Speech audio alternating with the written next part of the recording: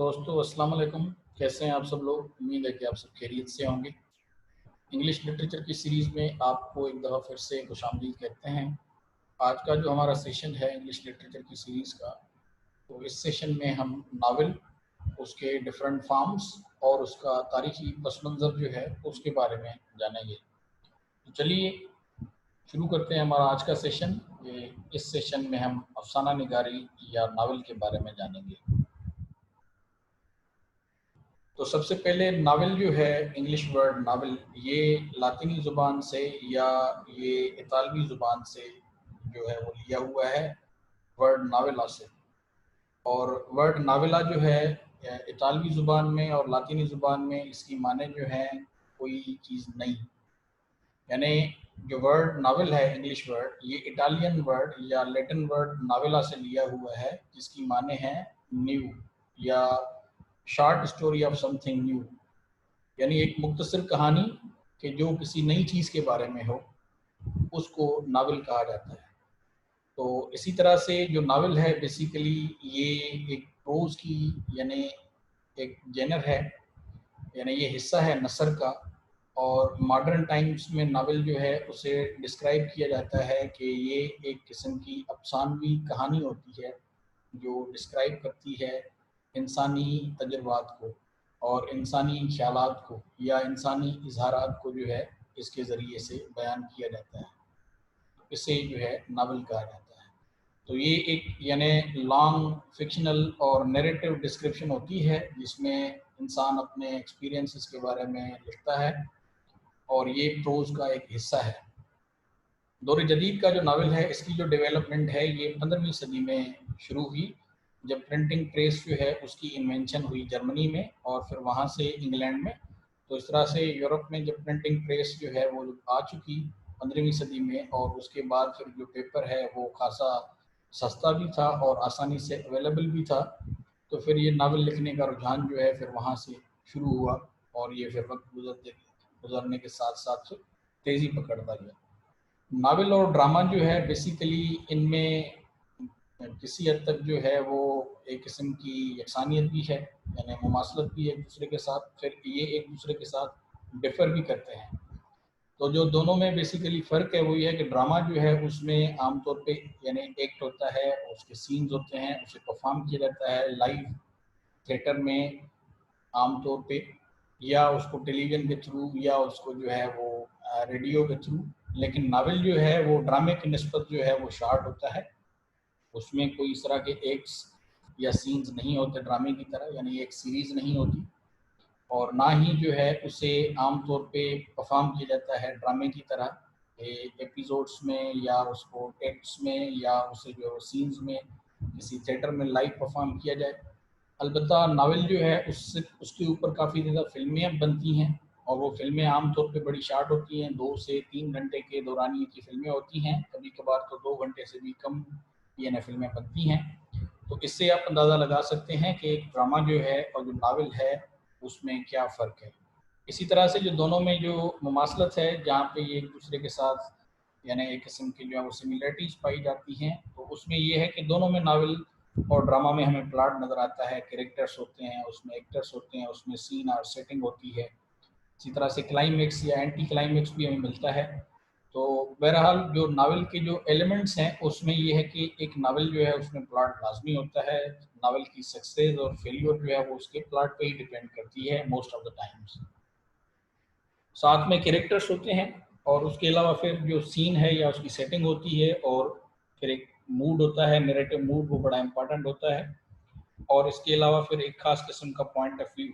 तो इनको हम लास्ट में जो है वो देखेंगे कि किस तरह के नावल्स जो हैं वो लिखे जाते हैं, उनकी जो मेन थीम या जो उनका सब्जेक्ट होता है वो कौन सा होता है, खुसूसन जो मॉडर्न इरा के जो नावल्स हैं। इसके बाद हम देख लेते हैं कुछ तारीखी पस मंज़र। तो हिस्ट्री ऑफ नावल में ये माना जाता है कि 11वीं सदी में एक जापानीज़ खातून थी जिनका नाम था मुरासकी शिकीबू, और उन्होंने जो है वो एक किस्म की कहानी लिखी थी जिसका नाम था टेल ऑफ गेंजी। तो इससे जो है वो माना जाता है कि ये दुनिया का पहला नावल था, क्योंकि उसमें नावल की जैसी खसूसियात थी, और ये एक अफसानवी काम था, एक एक लंबा अफसानवी वर्क था कि जिसको माना जाता है कि ये शायद दुनिया का पहला नावल है। तो ये जापानीज़ खातून थी, ये क्रेडिट उनको जाता है। इसके बाद फिर हम देखते हैं कि चाइना में जब प्रिंटिंग प्रेस जो है वो आज़ाद इन्वेंट हो चुकी, तो उसके बाद फिर चाइना में जो है जो पुराने अदवार के जो क्लासिकल नावल्स थे उनको दोबारा लिखा गया और उन्हें जो है वो प्रिंट करवाया गया बुक्स की सूरत में। फिर इसी तरह से अब हम अगर यूरोप को देखें तो स्पेन में, क्योंकि स्पेन को जो है वो Muslim ruler Tariq bin Ziyad जो थे उन्होंने फ़तह किया था 8वीं सदी के बिल्कुल शुरू में, तो स्पेन पे खासा जो है वो मुसलमानों का असर रसूख रहा।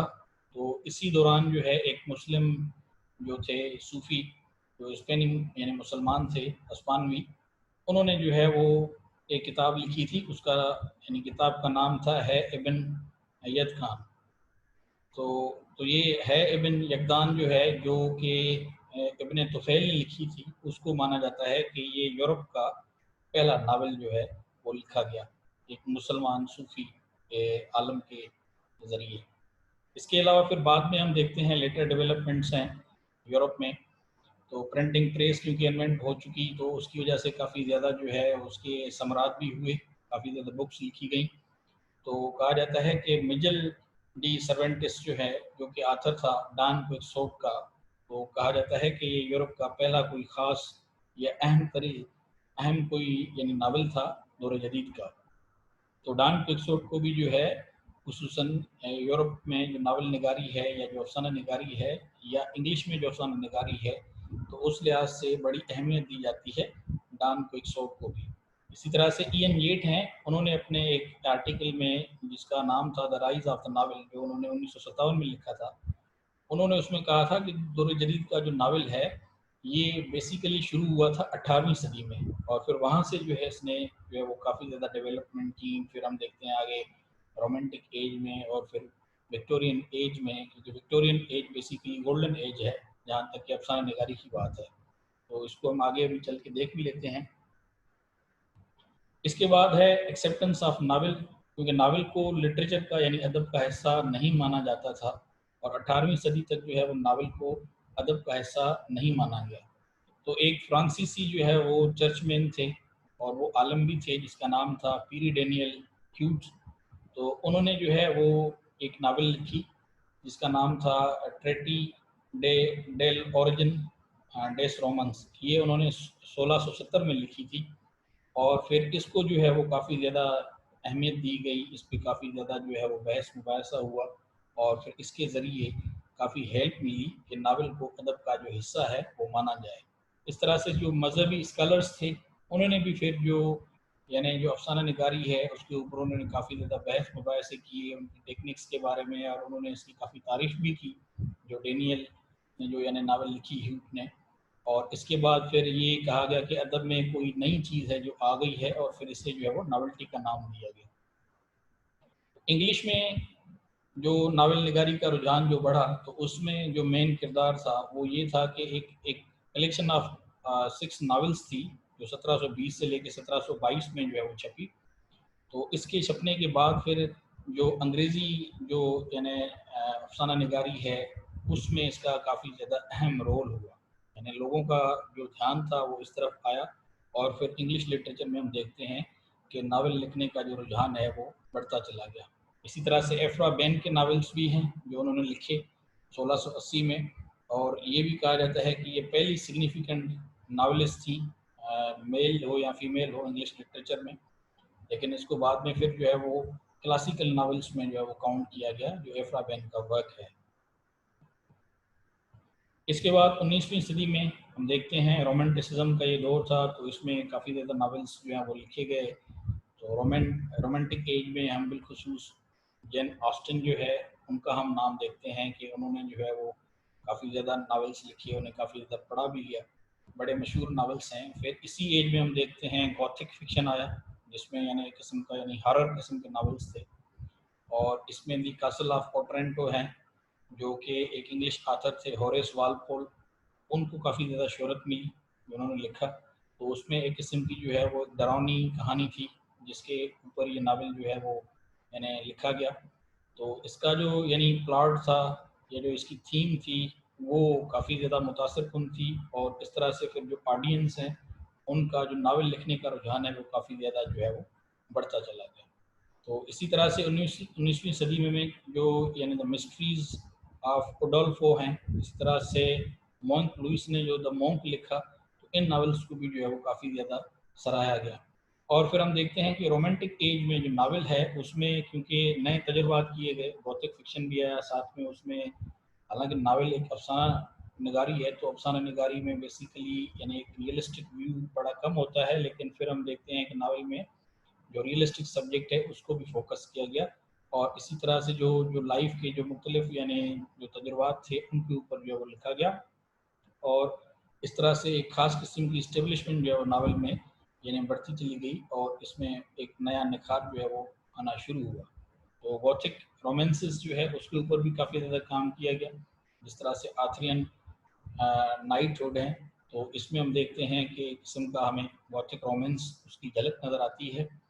यानी 19th सेंचुरी में नावल जो है उसको एक किस्म की ख़ास पेस मिली, और फिर आगे चल के जब नावल निगारी में और प्रिंटिंग प्रेस में जब जो यानी एक किस्म की जो कॉपीराइट्स हैं उनमें जब चेंजेस आई, तो फिर काफ़ी ज़्यादा जो है वो नावल लिखने का रुझान जो है वो शुरू हुआ, खुसूसन इंग्लिश लिटरेचर में।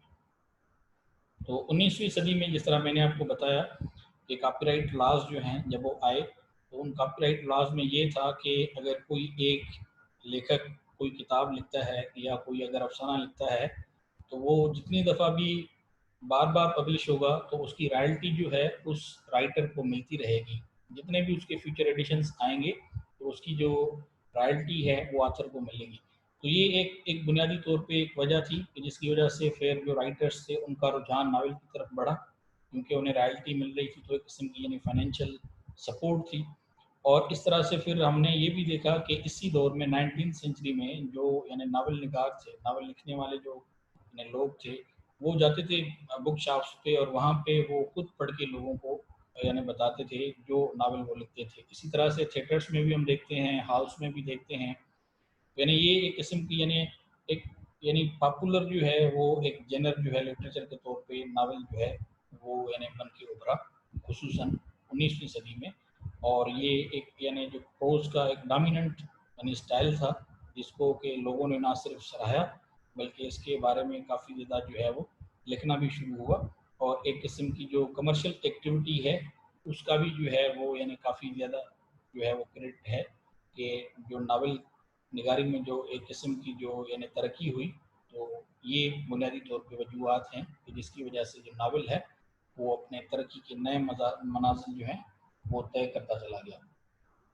इसके अलावा फिर हम देखते हैं नावल में कि मुख्तलिफ़ किस्म की थ्योरीज जो हैं वो आईं, और नावल में जिस तरह से एक एक ख़ास किस्म का जो है परसेप्शन डेवलप हुआ कि आर्ट फॉर आर्ट से।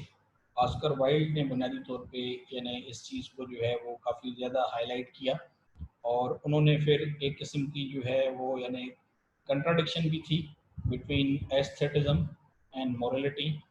तो एस्थेटिज्म यानी हुस्न परस्ती या जो एक लव है विथ रिगार्ड टू ब्यूटी या ब्यूटी को सराहना, उसकी प्रेज करना, और इस तरह से मोरलिटी। तो ये एक कंट्राडिक्शन जो है वो ऑस्कर वाइल्ड ने हाईलाइट की, और उन्होंने कहा था कि art should be for art's sake. इसके अलावा फिर हम नावल में कुछ और चेंजेस देखते हैं कि नावल के जो सब्जेक्ट्स हैं वो यानी पॉलिटिक्स की तरफ भी हम देखते हैं उनका रुझान। जो उस टाइम का जो करंट यानी पॉलिटिकल एक यानी जो भी सिस्टम था, साथ में सोशल इश्यूज जो हैं वो भी हाईलाइट करना जो है वो शुरू किए गए। गॉथिक नावल और इसी तरह से गॉथिक रोमांटिक नावल तो हम पहले ही उसके बारे में डिस्कस कर चुके हैं। तो ये एक यानी मॉडर्न नावल जो है कि उसमें अब काफ़ी ज़्यादा जो है वो सब्जेक्ट्स वेरिएशन हमें नज़र आती है, या उसमें जो थीम है उसमें काफ़ी ज़्यादा हम चेंजेस देख रहे हैं। और यहाँ पे हम देखते हैं कि नावल निगारी के थ्रू जो है वो सोशल इश्यूज और जो पॉलिटिकल इश्यूज थे उस सोसाइटी के, उनको भी हाईलाइट करना शुरू किया गया। इसके बाद फिर एक और टर्म था स्ट्रीम ऑफ कॉन्शियसनेस। इसका मतलब है कि आपके दिमाग में जो यानी इनर थॉट्स आती हैं उनको आप जो है शेप दे देते हैं या आप उन्हें लिख लेते हैं, कोई सूरत दे देते हैं। खुसूसन अफसाना निगारी में जो है ये जो यानी टेक्निक थी वो काफ़ी ज़्यादा बढ़ती चली गई मॉडर्निज्म में और पोस्ट मॉडर्निज्म में। तो विलियम जेम्स थे जिन्होंने ये टर्म जो है या जो कॉन्सेप्ट है स्ट्रीम ऑफ कॉन्शियसनेस, उन्होंने इसको इंट्रोड्यूस किया। उसके बाद फिर हम देखते हैं जेम्स जॉयस के नावल्स में स्ट्रीम ऑफ कॉन्शियसनेस की झलक हमें नज़र आती है। वर्जीनिया वुल्फ हैं, विलियम फाकनर हैं, डोरोथी रिचर्डसन हैं, और इसी तरह से मार्शल प्रूस्ट हैं। इन्होंने भी यानी काफ़ी ज़्यादा स्ट्रीम ऑफ कॉन्शियसनेस के यानी इर्द गिर्द अपने सब्जेक्ट्स डेवलप किए, खुसूसन नावल निगारी के रुझान में। और इसी तरह से फिर हम देखते हैं मॉडर्निज्म में कि अगेन काफ़ी ज़्यादा जो हैं वो यानी नावल्स में चेंजेस जो हैं यानी नॉन फिक्शन के ऊपर काम किया गया, और इसी तरह से फिर रियलिज्म की झलक जो है वो हमें नज़र आती है। तो ओवरऑल यानी ये था कि अब नावल में लिखने के लिए काफ़ी ज़्यादा जो यानी नावल के जो फॉर्म्स थे वो डेवलप हो चुके थे, और एक किस्म की वर्सटिलिटी थी कि राइटर्स को सब्जेक्ट के लिहाज से या थीम के लिहाज से या प्लॉट डेवलपमेंट के लिहाज से काफ़ी कुछ था कि जिस पे वो नावल निगारी या अफसाना निगारी कर सकते थे। तो दौर जदीद में वैसे तो मुख्तलिफ़ किस्म के नावल्स लिखे जाते हैं, लेकिन जो उसकी कॉमन जो जेनर्स हैं, जो मशहूर सनफ़ें हैं अफसाना निगारी की, उसमें मिस्ट्रीज़ नावल्स है। मिस्ट्रीज़ के ऊपर यानी एक मिस्ट्रियस सब्जेक्ट होता है कि जिसमें आप कोई राज जो है उसके बारे में बात कर रहे हैं, आपका जो प्लॉट है वो एक ख़ास किस्म के यानी राज के ऊपर जो है वो काम कर रहा है। इसी तरह से रोमांस नावल्स हैं, इसी तरह से थ्रिलर नावल्स हैं कि जिनमें एडवेंचर और थ्रिल किस्म के यानी जो सब्जेक्ट्स हैं उन्हें एड्रेस किया जाता है।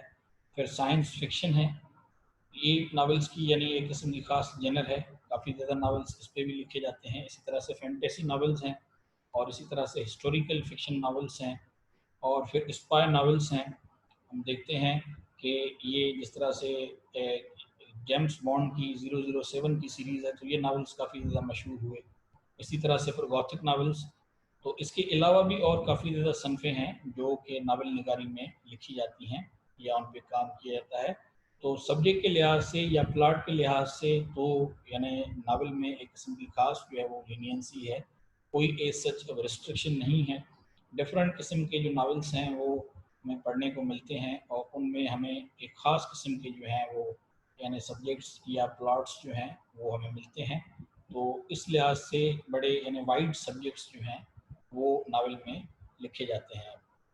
तो सोशल नावल में आमतौर पे जिस तरह हम देखते हैं कि आप एक ऑर्डिनरी सोशल लाइफ जो है उसके ऊपर आप यानी जो प्लॉट है वो बेसिकली उसके इर्द गिर्द घूम रहा होता है। जिस तरह से हार्डी का द मेयर ऑफ केसरब्रिज है, हार्ड टाइम्स हैं, इसी तरह से वैनिटी फेयर्स हैं।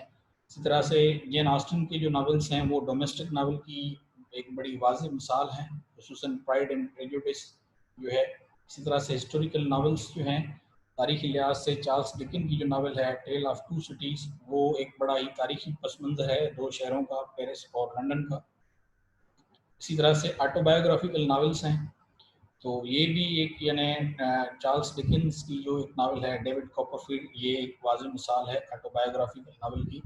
इसी तरह से एपिस्टोलरी नावल्स जो हैं इसमें हम देखते हैं कि जो पामेला है ये इसकी वाज़ेह मिसाल है। और इसके अलावा जिस तरह मैंने बाकी आपको जनर्स बताए, तो इस पे नावल्स जो हैं वो अब लिखे जाते हैं दौर जदीद में। तो ये था हमारा आज का सेशन जो नावल के ऊपर था, जिसमें हमने नावल के बारे में भी जाना और उसका हमने तारीखी पस मंज़र भी देखा और डिफरेंट फॉर्म्स और जेनर्स भी हमने डिस्कस किए। तो आई होप कि इसमें आपको काफ़ी ज़्यादा इंटरेस्टिंग इन्फॉर्मेशन मिली होगी। अगले सेशन तक के लिए बस आपसे इजाज़त चाहेंगे। जाते जाते एक छोटी सी रिक्वेस्ट है कि आप चैनल को ज़रूर सब्सक्राइब कर लीजिएगा, अगर आपने इसको अभी तक सब्सक्राइब नहीं किया। लाइक भी करें, शेयर भी करें अपने फ्रेंड्स के साथ, कमेंट्स भी करें, और बेल आइकन को भी प्रेस कर लें ताकि आने वाले जो सेशंस हैं उनके बारे में आपको जानकारी मिलती रहे। तो अगले सेशन तक के लिए आपसे इजाज़त चाहेंगे। सो सी यू, अल्लाह हाफिज़।